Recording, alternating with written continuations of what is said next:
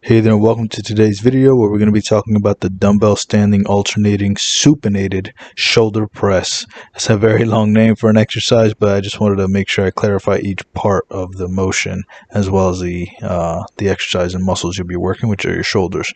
You're also going to be training your front delts. At the end of the video, I'm going to be talking about and demonstrating some of the mistakes that we want to avoid.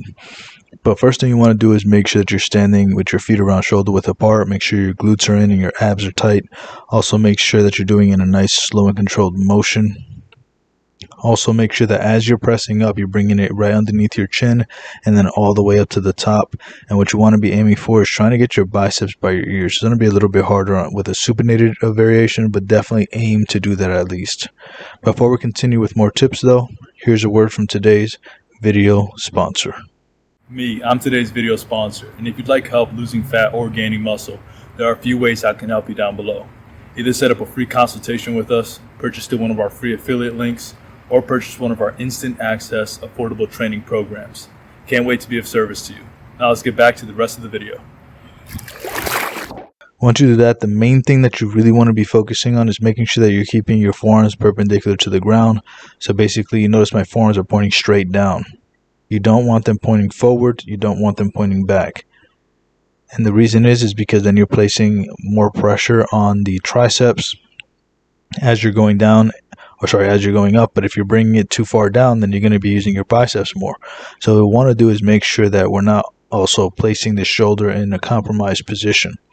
So bring it just right underneath your chin and a little bit away from you. I'm not saying like keep it on your shoulder. Keep it a little bit away from you. That way your forearms stay perpendicular to the ground.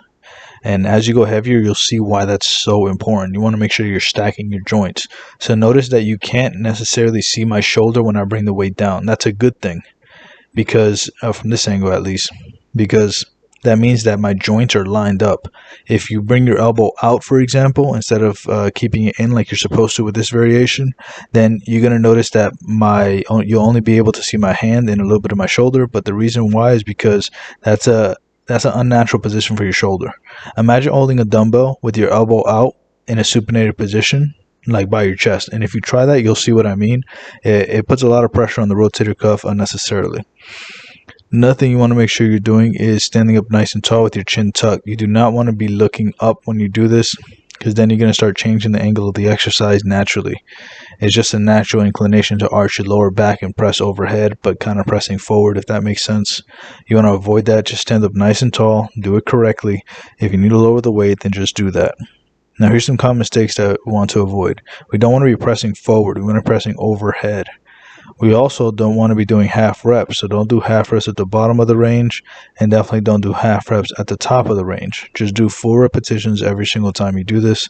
Like I said before, don't go so low, because notice my forearm is not perpendicular to the ground anymore. Also, like I said before, keep your chin tucked. You do not want to be looking up when you're doing this and placing unnecessary strain on your neck. And also stay straight up and down. Do not arch your lower back like this.